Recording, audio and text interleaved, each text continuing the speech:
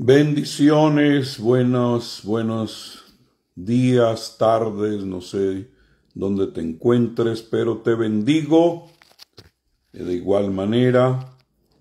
Vamos a trabajar en este tema con la ayuda de Dios para concluirlo hoy, si es posible. Nada más necesito por ahí que alguien me dé señal de que están conectados, de que están compartiendo en vivo. ¿Hay alguien por ahí? Gloria a Dios. Que te compartan, diles también a ellos. Parece que estoy teniendo mala señal.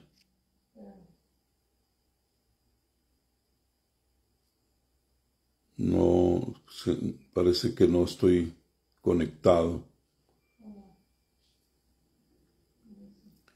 Bendiciones. Si estoy por ahí conectado, por favor, alguien me notifica. Está diciendo que está lento aquí. Bueno, en fin, vamos a comenzar y los que puedan verlo en diferido, una bendición. Bienvenidos todos en esta hermosa mañana, tarde, donde quiera que tú te encuentres. Y vamos a meternos profundo en la palabra de Dios. Les decía ayer que la lucha espiritual de los hijos de Dios se basa en la victoria que Jesús obtuvo en la cruz del Calvario sobre las potestades del mal. Juan habla de deshacer. Pablo habla de triunfar sobre ellos. Entonces fue una victoria contundente que Cristo obtuvo en la cruz del Calvario. Y hay algunos puntos claves sobre esa victoria de Jesús que es lo que hace que tenga sustento nuestra lucha espiritual.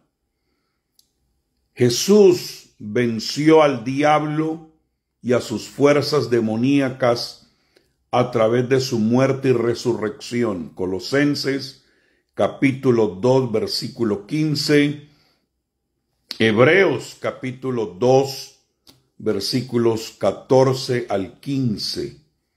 Él los despojó y los humilló públicamente. Son lenguajes que no dejan lugar a duda de lo que pasó ahí.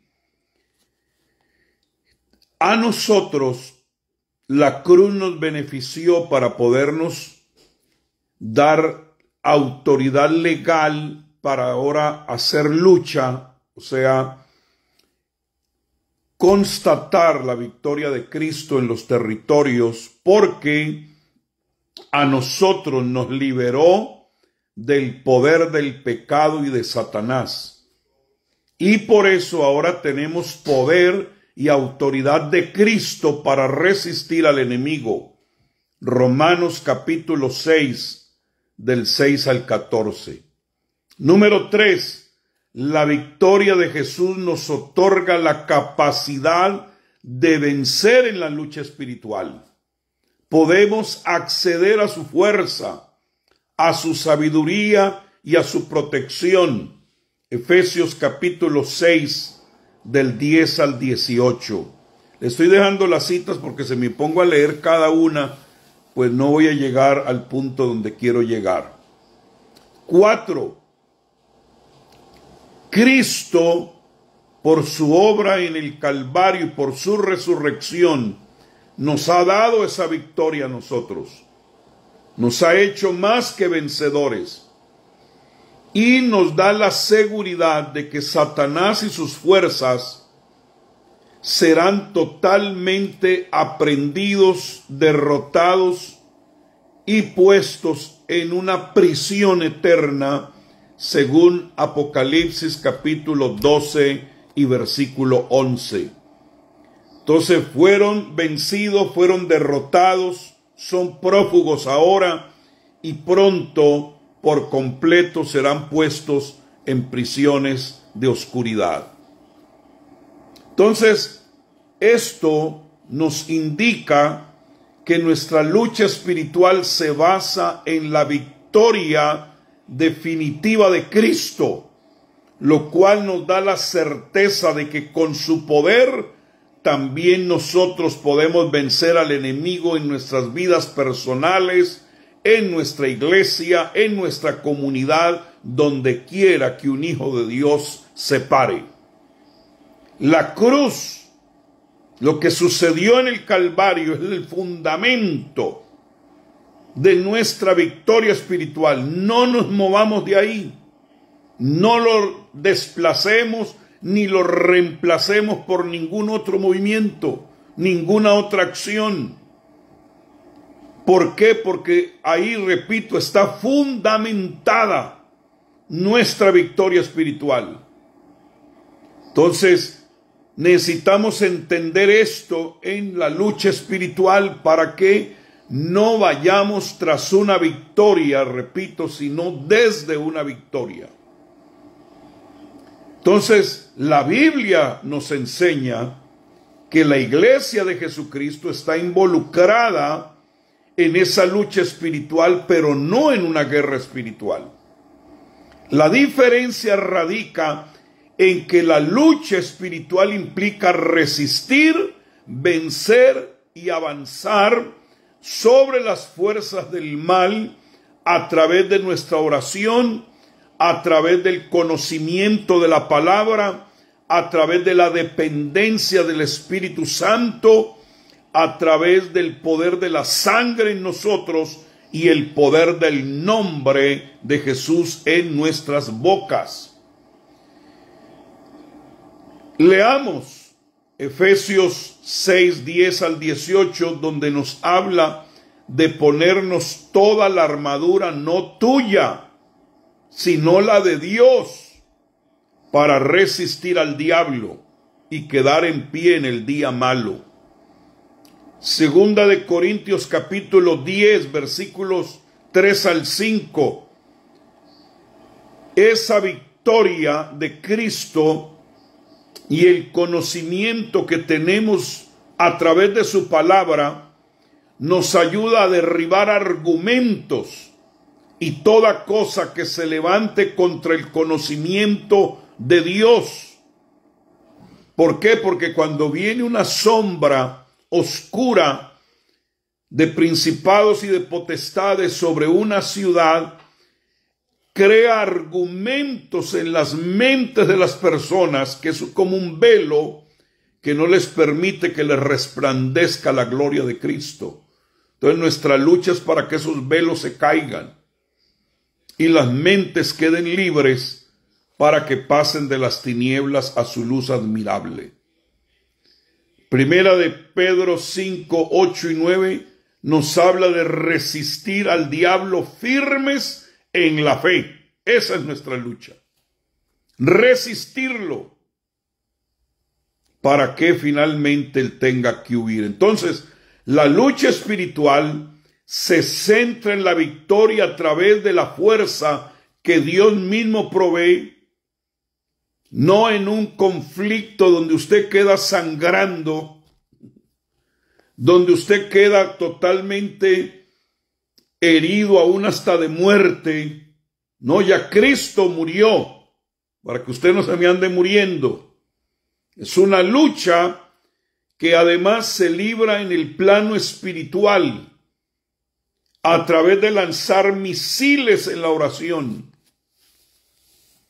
a través de nuestra fe, a través de la obediencia a la palabra de Dios, porque la meta no es que usted quede derrotado, golpeado, herido y moribundo, sino para que habiendo acabado todo, estéis firmes.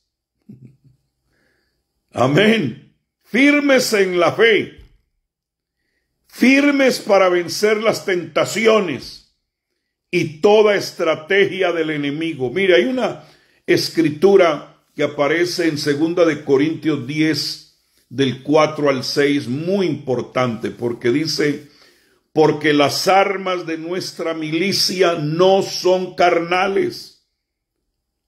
No utilice carnalidad, no utilice estrategias carnales para enfrentarse a seres espirituales. Y yo veo mucha carne moviéndose en eso que se llama guerra espiritual, mucha carne. Pero aquí dice que las armas de nuestra milicia no son, categórico, carnales, sino poderosas en Dios para la destrucción de fortalezas, o sea, donde se atrinchera el enemigo en los pueblos, en las familias y aún en las vidas de los individuos. Y luego el versículo 5 dice, derribando argumentos. Oiga, para uno derribar un argumento se necesita tener un argumento más poderoso y cargado de la unción del Espíritu Santo.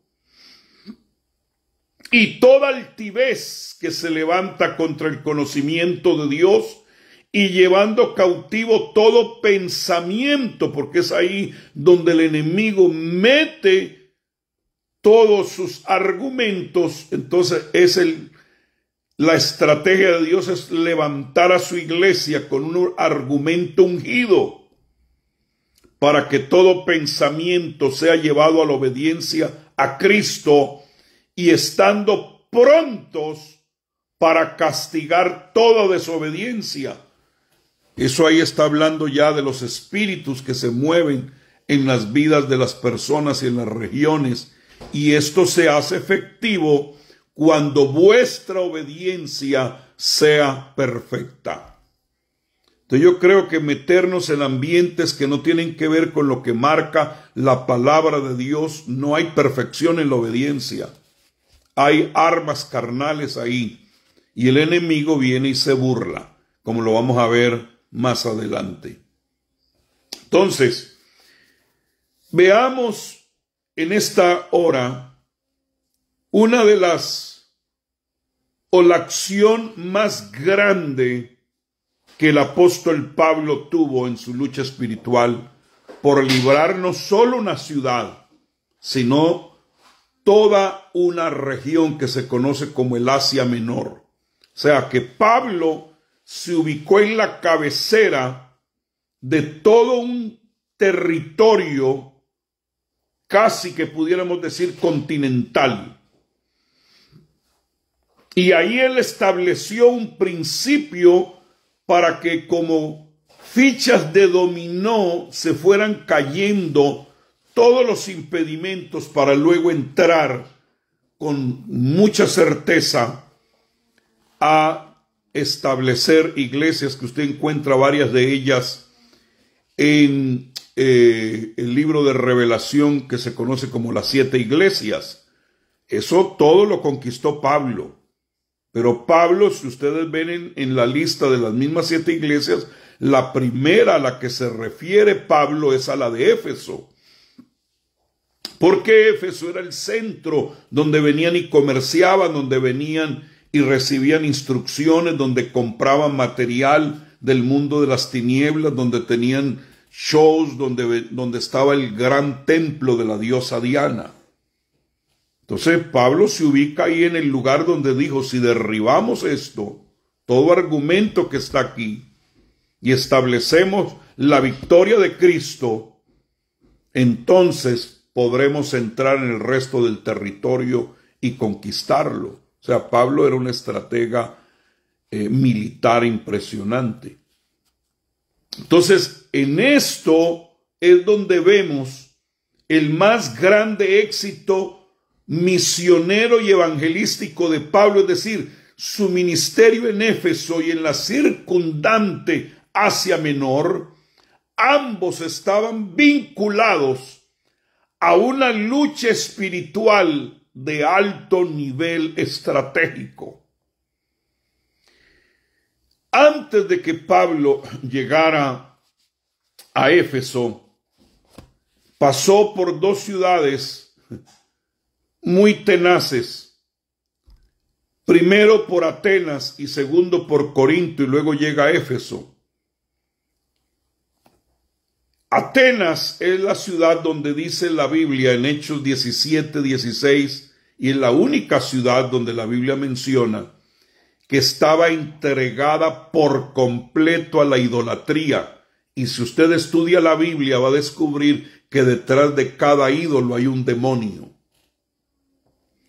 Entonces él fue donde había demonios de rango de idolatría primero. Era la ciudad de Atenas, que en el idioma griego se utiliza la palabra kaeteidolos, donde había mucha adoración a ídolos, mucha idolatría. Esa era la capital de los ídolos de la antigüedad. La literatura de esa época describe a Atenas como un bosque de ídolos, en el cual era más fácil encontrar un Dios falso que un ser humano. Y ahí Pablo no tuvo mucho éxito, porque él precisamente no habló para nada de la cruz del Calvario, del sacrificio de Cristo, sino que se puso a filosofar, porque Pablo era un hombre de letras, un hombre educado. Y muy pocos convertidos tuvo ahí, al contrario, se burlaron de él. Eso es algo muy importante que usted descubra en el estudio que estamos haciendo, que Pablo no se centró en la victoria de Cristo, sino como vuestros propios poetas han dicho, y filosofó allí, y tuvo una gracia de ganarse unos pocos, pero el objetivo es no ganar pocos, sino muchos. Entonces, a Éfeso llegó con la lección de Atenas, y ahí sí el hombre se centró para hacer verdadera lucha espiritual. Ahí no solamente estuvo un día, sino que estuvo años. Allí en Atenas Pablo aprendió la lección y utilizó un método totalmente diferente. Hubo un cambio considerable cuando Pablo dejó Atenas y su siguiente parada en Corinto, porque cuando llega a Corinto, que viene con la lección, dice: cuando llegué a vosotros en Corinto, yo no me basé en humana sabiduría, para que vuestra fe no esté basada en la sabiduría de los hombres, sino en el poder de Dios, y no les prediqué a ustedes ninguna otra cosa sino a Jesucristo y a este crucificado. Pablo aprendió la lección. Yo no fue a Corinto como Atenas de filósofo, sino que llegó como un predicador del sacrificio de Cristo, para que la fe de los de Corinto, que el problema de Corinto ya era un tráfico de carne, porque era un puerto. Había muchos pecados de la carne en Corinto. Entonces él rompió el poder que había en Corinto, que era manipular todo tipo de aberración sexual, pero con el evangelio y el mensaje contundente, ya no de humana sabiduría, sino con demostración de Espíritu Santo y de poder. Y su mensaje fue la obra de Cristo en la cruz del Calvario. Para mí que necesitamos regresar otra vez a esto. Entonces ya no es sabiduría humana, porque para poderte conquistar a Éfeso, cabecera, ya no puedes llegar con sabiduría humana, ya no puedes llegar con estrategias humanas, ya no puedes llegar con elementos humanos. Hay que llegar con el puro poder de Dios, porque ahí está una potestad que se llama Diana, nada más ni nada menos.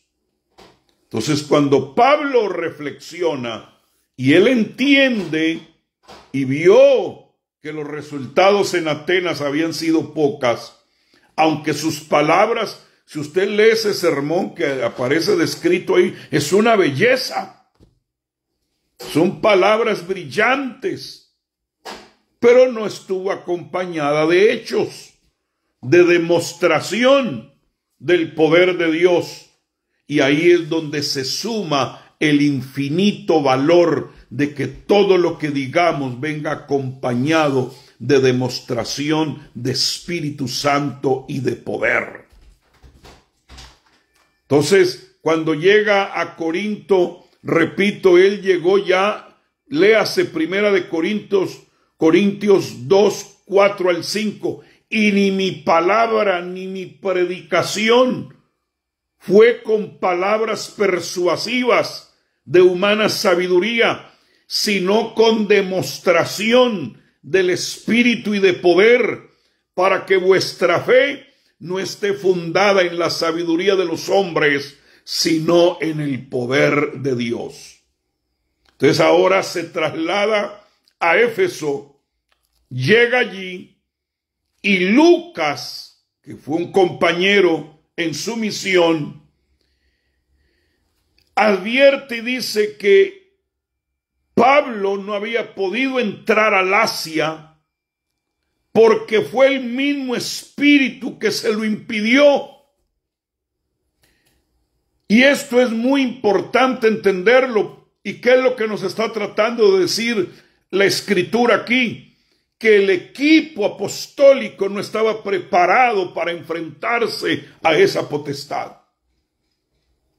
Que si hubieran entrado antes, quizá como entró Atenas, se le hubiera dejado caer encima esa potestad y hubieran podido haber sufrido derrotas.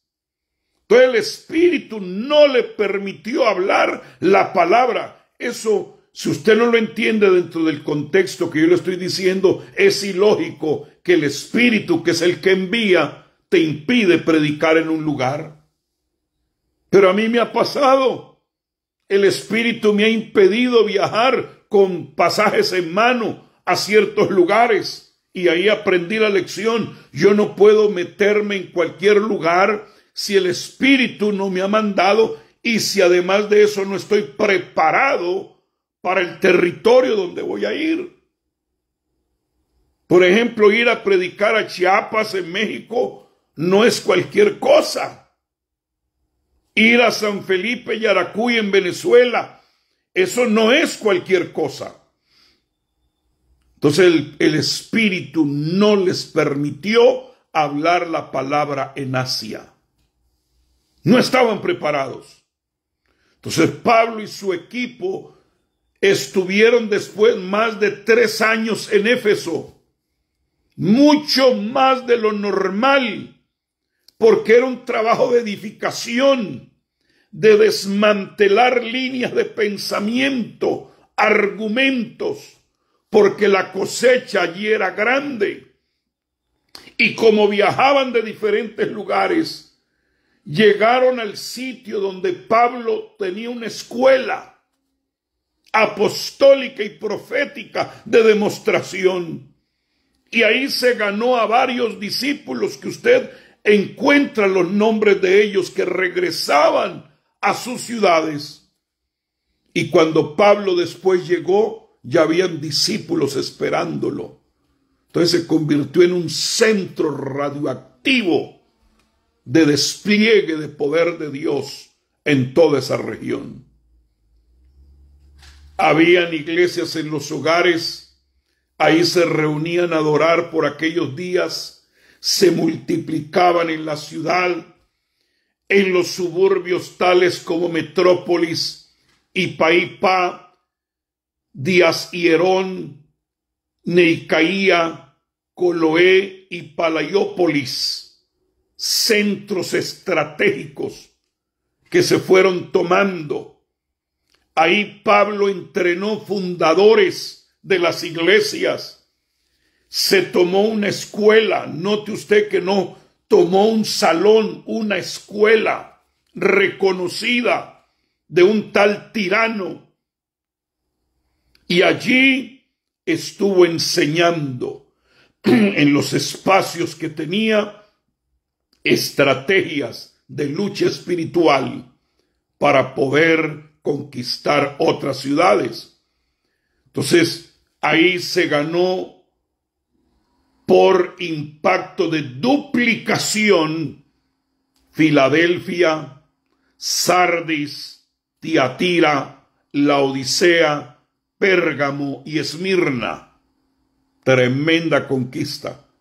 Dice en Hechos 19:20, en una síntesis, así crecía y prevalecía poderosamente la palabra del Señor.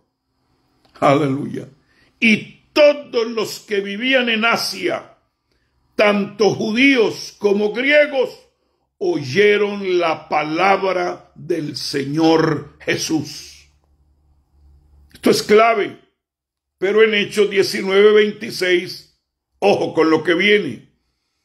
También los enemigos de Pablo admitían que no solamente en Éfeso, sino en toda Asia, este Pablo con su equipo han apartado a muchas gentes con persuasión de la adoración a la diosa Diana. Y ahí se comienza a gestar entonces la retaliación. Note usted que se ganaron la gente por persuasión, con discipulado, con instrucción, con mensajes puntuales, teledirigidos para derribar argumentos que se levantan contra el conocimiento de Dios. Pablo en ninguna otra ciudad tuvo un éxito tan contundente como el que tuvo en Éfeso. La provincia de Asia Menor fue intensamente evangelizada y permaneció como uno de los centros de hijos de discípulos de la iglesia del primer siglo por muchos siglos. Las fortalezas de las tinieblas en Éfeso eran formidables. Si en Atenas había un centro de idolatría, en Éfeso había un centro de control totalmente territorial, era cabecera. Entonces, ¿cuál fue la llave principal de abrir Éfeso? Bueno, para que en el Asia Menor se llenara del evangelio. No era con predicaciones brillantes, ni palabras altielocuentes, ni mensajes persuasivos de sabiduría humana, sino una lucha espiritual en todos los niveles, incluyendo lo estratégico. Amado, la experiencia de Pablo en Éfeso le llevó a escribir a los creyentes del lugar Efesios 6:12 y les dice: amados, porque no tenemos lucha contra sangre y carne, sino contra principados. Es lo que él había confrontado allí. Y luego les enseña: no se pongan a pelear entre ustedes. Esto no es carne contra carne.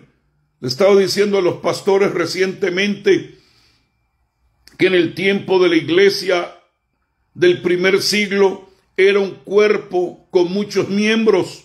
Y en este tiempo somos muchos miembros con muchos cuerpos. Y ahí es donde está el problema, porque hay un solo cuerpo. Pero ese es otro tema. Entonces, no tenemos lucha contra sangre y carne, sino contra principados, contra potestades, contra los gobernadores de las tinieblas de este siglo, contra huestes espirituales de maldad en las regiones celestes. Ahí en esa epístola a los Efesios, que se conoce la carta a los Efesios como la princesa de las epístolas, ahí hay una revelación sustancial para gente remanente y seria. Ahí hay una terminología elevadísima de poder que sobresale a cualquier otra epístola atribuida al apóstol Pablo.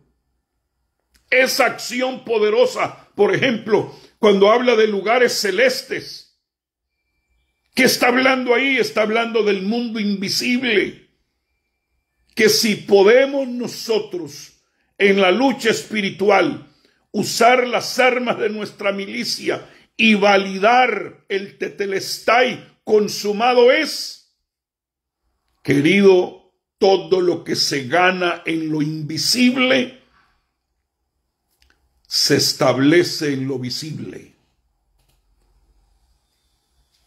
Y eso de los lugares celestes, Pablo nos está enseñando que es lo que tiene como una puerta de hierro para que las gentes no sean salvas. Es lo que impide la difusión del evangelio en el mundo visible. Entonces ahí es donde entra la lucha, la oración, el ayuno, la proclamación, firmes en la fe, las demostraciones del Espíritu, mensajes contundentes que van rompiendo. ¿Para qué? Para que se pueda difundir el evangelio de Cristo. Pablo escribió Primera de Corintios, ¿sabía usted que la escribió mientras estaba en Éfeso? Así que de lo que dice allí se podría interpretar como referencia de su lucha espiritual de nivel estratégico en esta ciudad, porque él desde Éfeso le escribió a los hermanos de Corinto y les dijo: así como hombre batallé en Éfeso contra fieras. Primera de Corintios 15:32. Fieras se refiere a demonios, porque Jesús, dice la Biblia, que durante la tentación el diablo se fue y los ángeles vinieron a asistirlo contra las fieras. Entonces necesitamos entender que cuando como hombre batallamos contra fieras, usted necesita la intervención de ángeles. Así como Jesús, que los ángeles vinieron y lo libraron de las fieras. Yo tengo un estudio sobre eso, pero no voy a ahondar mucho en eso. Lo único que te puedo decir es que cuando estamos predicando el evangelio, el enemigo entonces deja fieras. Y hay 3 clases de fieras, pero no me voy a meter en eso ahora. Y David nos habla de esas 3 clases de fieras. Pero bueno, no, estoy con la tentación de meterme allá, pero eso es un estudio completo. Entonces, esas fieras no solamente eran las fieras de los coliseos romanos, no, esas eran oposiciones, gente endemoniada, que utilizaban argumentos quizás hasta legales, acusaciones, para poder alborotar la gente, para hacerle resistencia al apóstol. Entonces, son hombres endemoniados, pero que tienen ciertos poderes dentro de la región. Pero Pablo entendió y dijo: mi lucha no es contra sangre y carne, no es contra esos señores, sino contra los demonios que los están manipulando. Porque si yo por el poder de Dios les saco los demonios, se van a brincar a este lado, van a creer. Y los voy a tener al lado mío, al alcalde, al concejal, al que administra la ciudad.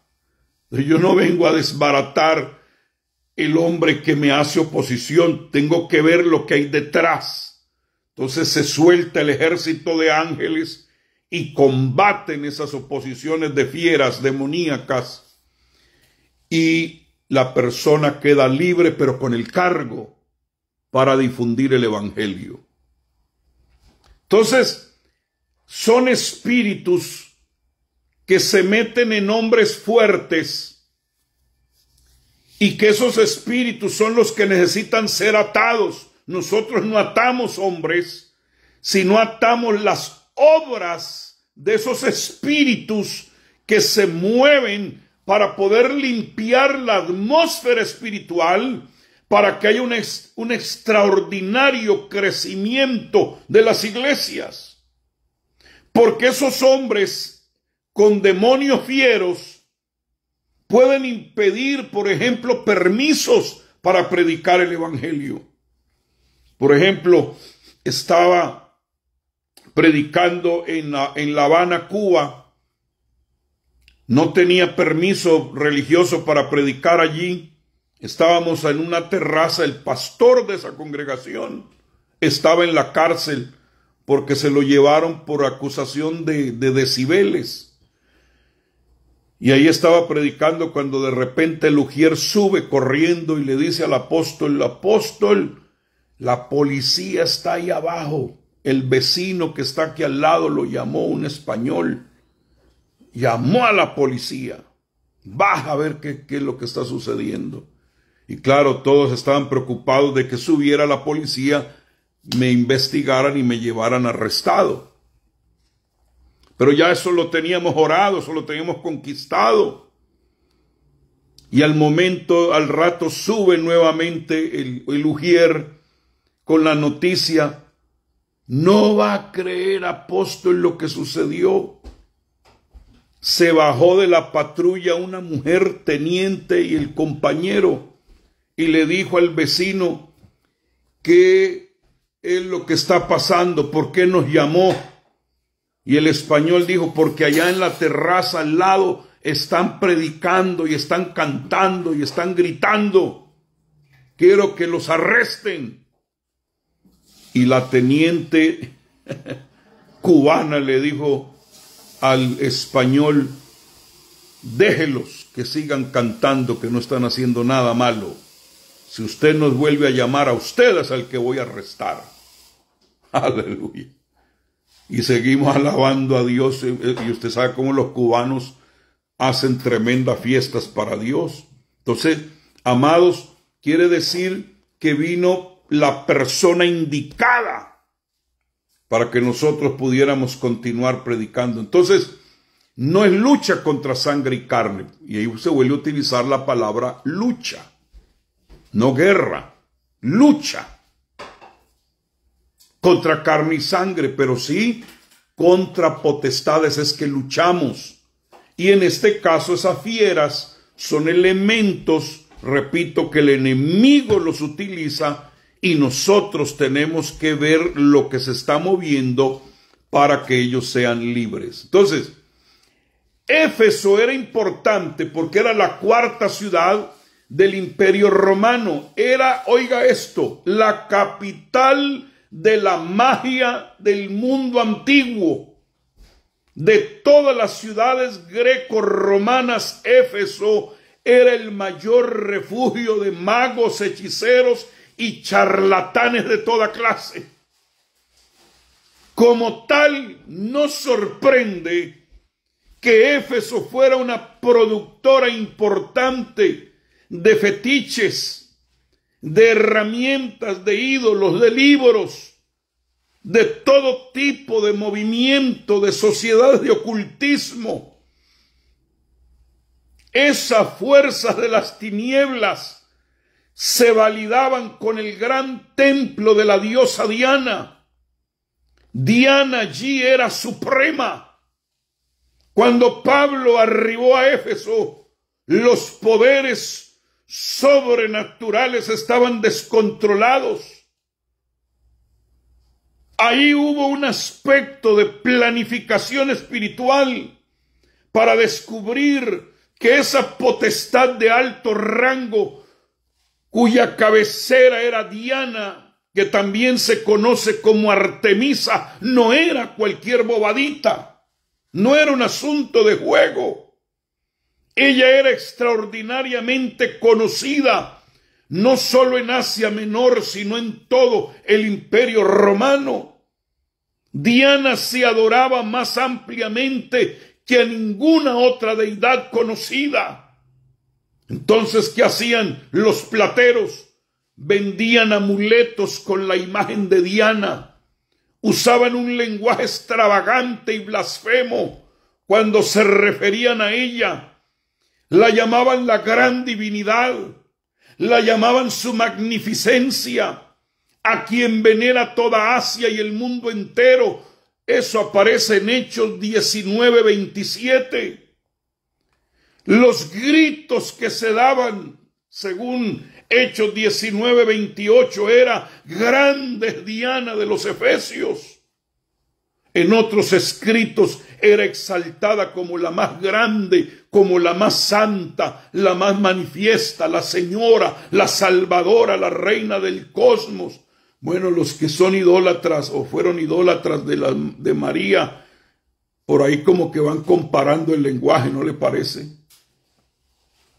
Entonces, en la mente de cualquier familiarizado con las operaciones del reino de Satanás, puede haber pocas dudas de que Diana de los Efesios no era un demoniecillo cualquiera, no solo era un espíritu territorial sobre Éfeso y Asia Menor, sino que era un poder que se desplegaba de maldad y se extendía por todo el imperio. Alguien en cualquier ciudad tenía una imagen de ella. Su influencia se extendía más allá de las fronteras, una fuerte indicación de que era adorada por lo menos en 33 lugares dentro del imperio romano. Diana gobernaba su territorio antes de que llegaran los griegos. Se le llamaba Artemisa, que no es un nombre griego. O sea, ya llevaba años de tener influencia en todo ese territorio.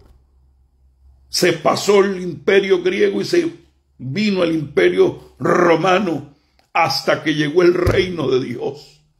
Aleluya. Y yo quiero que sepan algo,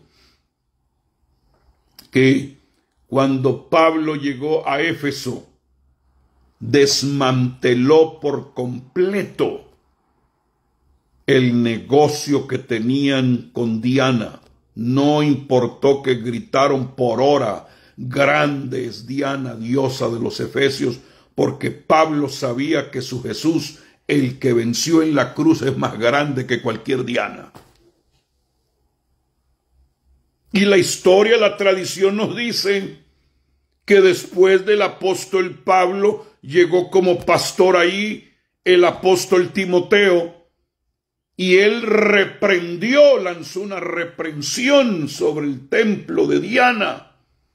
Y dicen que por la reprensión de Timoteo el templo se sacudió y se resquebrajó. Pero cuando llegó después, posteriormente, el apóstol Juan como pastor a Éfeso, lanzó e invocó el nombre de Jesús y hubo un terremoto y todo el templo se cayó, de tal manera que hasta la fecha no se ha vuelto a levantar el templo de la diosa Diana. Se derribó por completo. Así de poderoso es el evangelio del reino. Entonces, en ese tiempo, esa obra le ponían esmero, era típica, elegante, le combinaron el arte griego.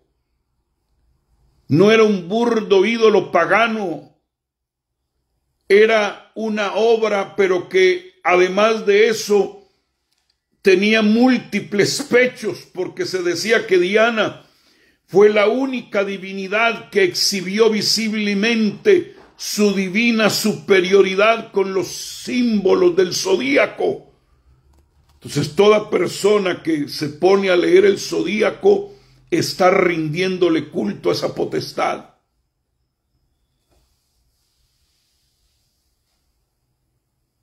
Esta Diana, cuando se habla en este tiempo de espíritus territoriales, encaja perfectamente. Ahí había un asiento en Éfeso de muchos cultos, de muchas sectas, pero falsas. Pero la más poderosa era Artemisa de los Efesios. Un espíritu territorial, controlador, con sus brazos extendidos a través de muchos magos. Pero llega Pablo ya preparado por el Señor, ahora sí, autorizado por el Espíritu Santo. Ahora sí tienes que ir. Y lo primero que se gana es un equipo de 12, que eso es establecer gobierno. 12 que habían sido discípulos de Juan y los bautizó. Y estableció gobierno con esos 12. Ay, todo es algo estratégico, hermanos. Entonces el apóstol Pablo, ya bien experimentado, ya conocedor de los niveles de lucha espiritual, ahora sí estaba listo para confrontar esa fortaleza de Diana. Yo me imagino que cuando Pablo vio ese templo tan magnífico, a esa diosa y sus estructuras y su arquitectura, porque dicen algunos que era hermosísimo, considerado una de las 7 maravillas del mundo antiguo. Tenía 30.676 pies de tamaño. Era algo gigantesco. Era el Partenón de Atenas. A la distancia se podía ver cada una de sus columnas de 41.85 metros de altura. Habían sido donadas por diferentes reyes e emperadores que la veneraban.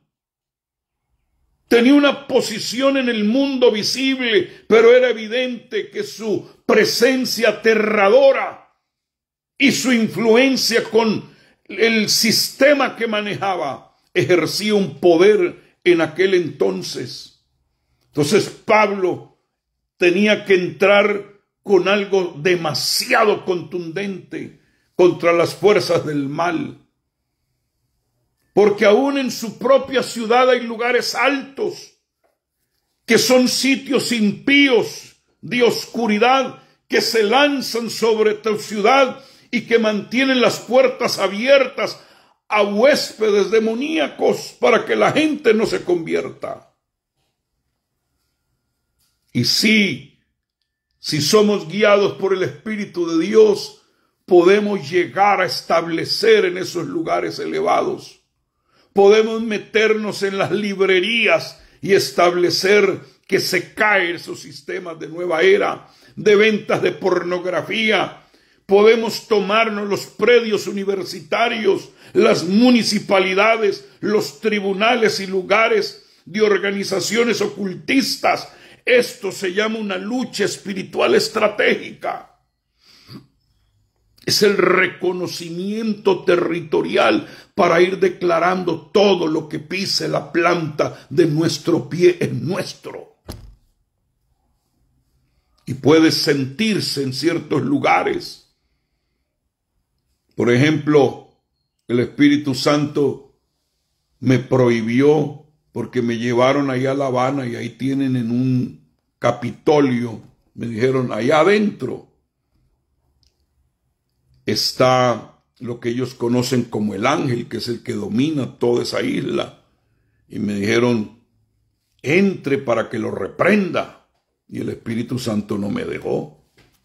No tenía la preparación para eso. Uno de esos similares está también en Caracas. Eso se necesita que el Espíritu Santo contundentemente te diga que debes entrar allí. Entonces, hay momentos donde tenemos que estar en preparación, escuchando la voz del Espíritu para poder tener una descarga ofensiva. No es por sentimientos, no es por emocionalismo, es por dirección del Espíritu Santo. Entonces, volvamos a esto porque quiero terminar. Cuando encontramos el relato en el libro de los Hechos, hubo un avance en ese territorio donde vemos que el ocultismo, la magia, la influencia de Diana comenzó a retroceder. Alborotó la potestad, las fieras en hombres para que se sintieran insultados, especialmente los vendedores de plata. E hicieron un juicio político, aprovechando la autoridad política, para ver si aprendían a Pablo y a sus compañeros. Pero ya Jesucristo mismo se le había presentado la noche anterior al apóstol Pablo en persona y le dijo: no temas, porque yo estoy contigo. Aleluya. Y entonces los acusaron de ser unos sacrilegos y blasfemadores de nuestra diosa. Hechos 19:37. Y ahí sí que hubo una confrontación ya ese día. Así como la que tuvo con Barjesús y con Pitón, ahora ya era directamente contra Diana. Y se enfrenta a esas fieras. Hay un movimiento angelical poderoso, un mover poderoso del Espíritu Santo. Y no pudieron hacerle daño, porque ya Jesús se lo había prometido.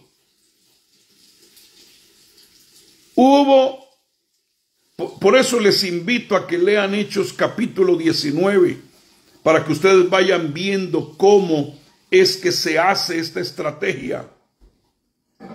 Fíjense ustedes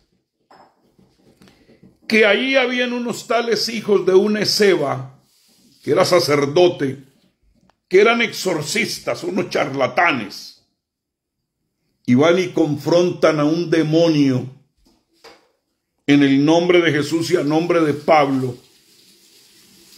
Y esos demonios que habían ahí en ese hombre se les lanzó encima, los golpeó, les quitó la ropa y tuvieron que salir corriendo desnudos.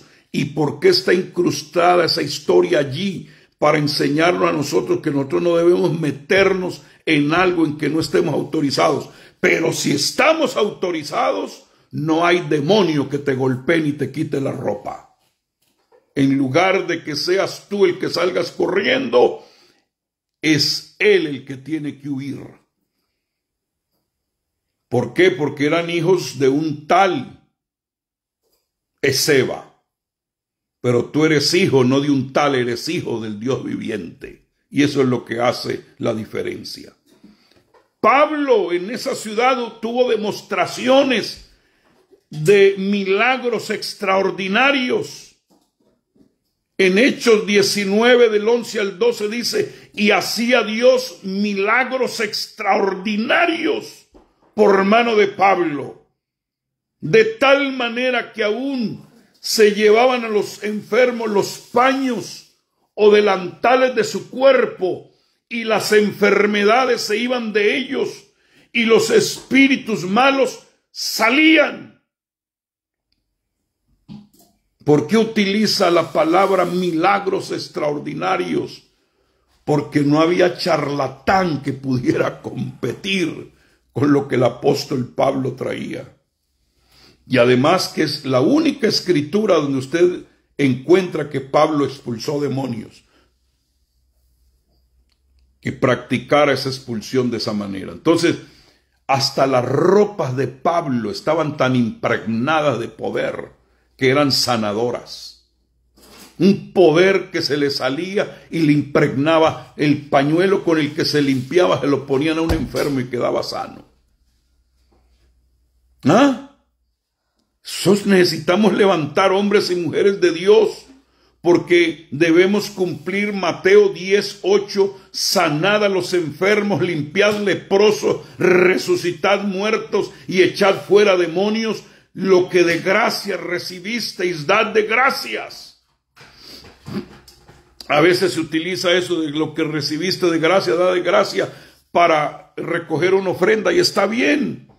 Pero Jesús, que está hablando es de algo que lo va intensificando. Si has recibido algo de gracia, da de gracia. ¿Y qué es lo que debemos dar? Sanar enfermos. Luego lo intensifica y lo eleva a limpiar leprosos.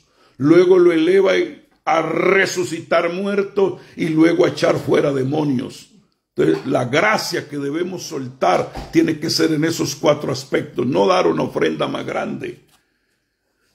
Eso la damos porque estamos agradecidos. No, dad de gracia lo que de gracia habéis recibido, es para que sanes a los enfermos, para que limpies a los leprosos, a los pecadores, para resucitar muertos y echar fuera demonios.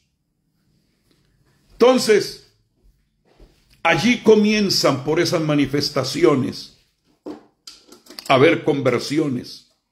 Aún los mismos magos se voltearon. ¿Y qué sucede?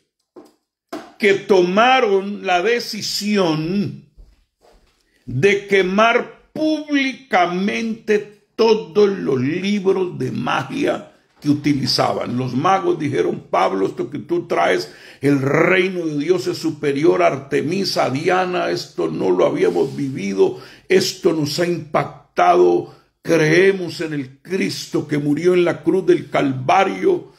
Y trajeron todos los elementos de magia, los libros, y los quemaron. Y Lucas nos da una suma del valor que le dio al montón de cosas que quemaron, de artefactos, de libros de magia. Imagínense ustedes la victoria de Pablo, imagínense ustedes esa potestad, cómo se estaba mordiendo. ¿Ah? Porque vino un mensaje contundente, acompañado de poder, una lucha espiritual, pero de alto rango, de alto voltaje, diría yo.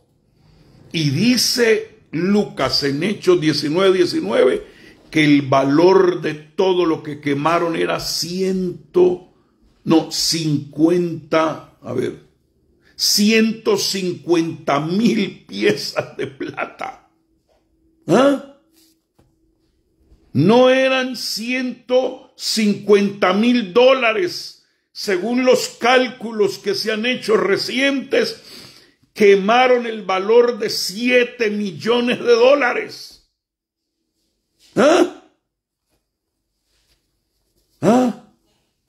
Eso fue algo poderoso, amados.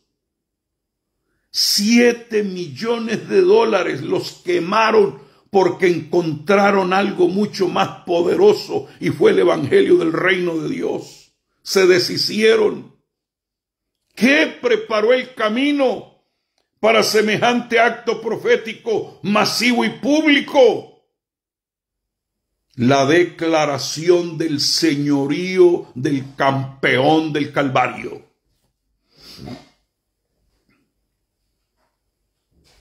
Ahí no fue que fue avergonzado como los hijos de Seba. Ahí no fue un exorcismo ambulante. Ahí fue una manifestación directa del poder de Dios. No fue una fórmula mágica. Fue una expresión de poder, de gloria, que nunca antes se había visto. Y esa fórmula de Pablo en Éfeso sirve todavía hasta el día de hoy. Con razón que los querían imitar, porque hay mucho imitador ahora. Os conjuro por Jesús el que predica Pablo. No, Señor. Esto no es por conjuros ni por ningún arte de esos. Aleluya. Grave error cometieron ahí. No es solo utilizar el nombre de Jesús, es ser autorizado por Jesús. Es tener la aprobación de Jesús. Si no, el demonio se te va a burlar en la cara. Jesús conozco y sé quién es Pablo. pero vosotros, ¿quiénes sois? ¡Puh! Le saltó encima. A Pablo no lo pudieron ni rasguñar. No le tocaron ni un solo cabello de su cabeza. Antes, al contrario, los magos de Éfeso se volvieron al Señor. Descubrieron que el evangelio que tenía Pablo era genuino y ya los libros, los artefactos de magia no les importó para nada. Hombre, si un pañuelo de Pablo podía sanar a un enfermo, dijeron, ¿qué nos ganamos con este libro de pura basura? ¿Ah? Pablo debilitó la autoridad de los plateros, los arruinó, les quitó el negocio. Porque imagínense, si los magos se convirtieron cuando llegaban con el ídolo que vendía el platero, decía, eso ya no sirve, vaya y regréselo, ya no lo compre más. Mejor vamos a escuchar lo que tiene que decir el apóstol Pablo. Entonces esa majestad, esa exaltación a Diana se desvió para exaltar y glorificar al verdadero Dios y la vida eterna. Y cuando el reino de Dios llega a una zona, hay una conmoción en el mundo espiritual. Y allí Pablo asentó la bandera del reino de Dios y se fue como una llamarada en corto tiempo, porque Diana tenía siglos de dominar la región. Llega Pablo y en 3 años volteó todo al revés. Ese es el poder acelerado que trae el evangelio del reino. El hombre fuerte fue atado. Los segadores espirituales fueron removidos de las multitudes. Las almas fueron salvas. Las iglesias se multiplicaron y Éfeso llegó a ser el gran polo de atención de todo el movimiento del reino de Dios en ese tiempo. Por eso Pablo escribe a los efesios y les dice, para que la multiforme sabiduría de Dios sea ahora dada a conocer por medio de la iglesia a los principados y potestades en los lugares celestiales, conforme al propósito eterno que hizo en Cristo Jesús, Señor nuestro. Ahora sí tiene sentido eso que escribió, ¿no? Y luego escribe a los romanos algo que quiero dejarles para ir terminando. Amados, si te metes a ser un representante de Cristo en esta lucha espiritual, basado en la guerra ya ganada, no importa que vengan fieras, no importa que se levante el enemigo con amenazas, no importa que vengan a querer asaltarte, pronto vas a ver el rompimiento. Porque Pablo también escribió, ¿quién nos separará del amor de Cristo? ¿Tribulación o angustia o persecución? ¿O hambre o desnudez o peligro o espada? Como está escrito, por causa de ti somos muertos todo el tiempo. Somos contados como ovejas de matadero. Antes en todas estas cosas somos más que vencedores por medio de aquel que nos amó, por lo cual estoy seguro de que ni la vida, ni la muerte, ni ángeles, ni principados, ni potestades, ni lo presente, ni lo porvenir, ni lo alto, ni lo profundo, ni ninguna otra cosa creada nos podrá separar del amor de Dios que es en Cristo Jesús, Señor nuestro. ¿Y dónde se manifestó ese amor? Si no fue en la cruz del Calvario. Romanos 8, 35 al 39. Porque no tenemos lucha contra sangre y carne, sino contra principados, contra potestades, contra los gobernadores de las tinieblas de este siglo, contra huestes espirituales de maldad en las regiones celestes. Pero escuche esta palabra que le dijo Pablo a los colosenses. porque en él, en el campeón de los siglos, fueron creadas todas las cosas, las que hay en los cielos y las que hay en la tierra, visibles e invisibles, sean tronos, sean dominios, sean principados, sean potestades, todo fue creado por medio de él y para él. Aleluya. Ay, bendito sea Dios. No, me tengo que ir como bajando, aterrizando. Por eso termino con Colosenses 2:15, y despojando a los principados y a las potestades, los exhibió públicamente, triunfando sobre ellos en la cruz. Y luego Pedro le mete la estocada final, quien habiendo subido al cielo, está a la diestra de Dios, y a él están sujetos ángeles, autoridades y potestades. Con razón que usted se avienta y dice en el nombre de Jesús, y eso es un corredero por todo lado. Con razón te cubres con la sangre de Jesucristo y no hay demonio que te asalte. Siento la presencia de Dios. Siento que la gloria de Dios está aumentando. Y quiero cerrar con una promesa poderosa que está en Isaías para todo el pueblo de Dios de este tiempo. Recíbela ahora. ¿Por qué? Porque la gloria en el remanente está aumentando. Cada vez se hace más brillante el poder de Dios en su iglesia, en este remanente, en este espacio que estamos viviendo. Porque algunos me han dicho, ay, cómo me gustaría haber vivido en los tiempos bíblicos, y les digo, ¿lo quiere más bíblico ahora en este tiempo? ¿Cómo que te hubiera gustado vivir en los tiempos bíblicos? ¿Lo quieres más bíblico de lo que estamos viviendo ahora? Este es el tiempo más bíblico. Por eso es que los antiguos anhelaron vivir en esta época. Los de allá, que aparecen aquí, anhelaron vivir este tiempo, porque no hay un tiempo más bíblico que el que estamos viviendo en esta hora. No pidas vivir en los tiempos bíblicos, lo estás viviendo. Entonces Dios está levantando un remanente. Y a este remanente se le está aumentando la gloria. Se le está aumentando la autoridad, se le está aumentando el conocimiento. Tienen armas espirituales que son poderosas en Dios para derribar todo tipo de argumentos. Y aquí viene esta escritura y cierro. Aunque vendrá una gran oscuridad, la gloria del Señor será vista sobre su pueblo. Esta es la hora de permanecer en fe inquebrantable, porque la línea definitiva ha sido trazada en la arena. La gloria manifiesta del Señor se derramará con tal potencia y con poderes sobrenaturales.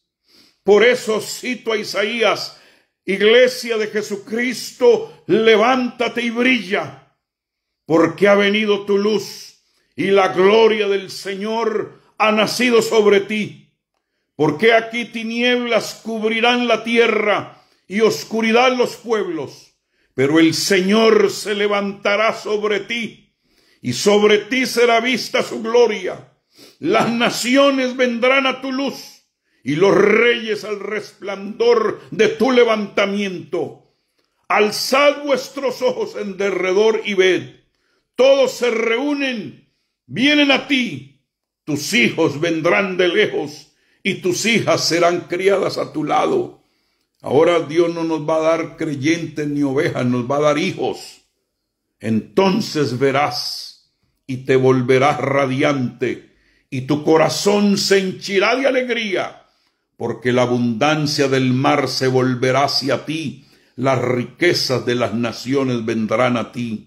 Multitud de camellos cubrirán tu tierra. Los dromearios de Madián y de Efá, todos los de Saba vendrán. Traerán oro e incienso y proclamarán las alabanzas del Señor. Todos los rebaños de Cedar serán reunidos para ti. Los carneros de Naboit te servirán. Subirán con agrado sobre mi altar y yo glorificaré la casa con mi gloria, dice el Señor. Padre, gracias. Gracias por ser parte de este pueblo de hoy. Gracias por ser la generación Omega. Gracias porque nos va llevando de gloria en gloria y de poder en poder. Gracias por este remanente santo. Gracias por esos pastores que tienen oído para oír la voz de tu Espíritu.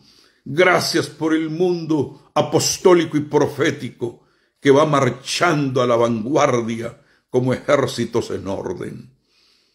En el nombre de Jesús declaro que esta palabra se difunde como llamarada y tu pueblo se hace estratégico para la toma de territorios. En el nombre de Jesús. Amén y amén. Bueno, gloria a Dios. Bendiciones, amados. Se les ama. Un abrazo.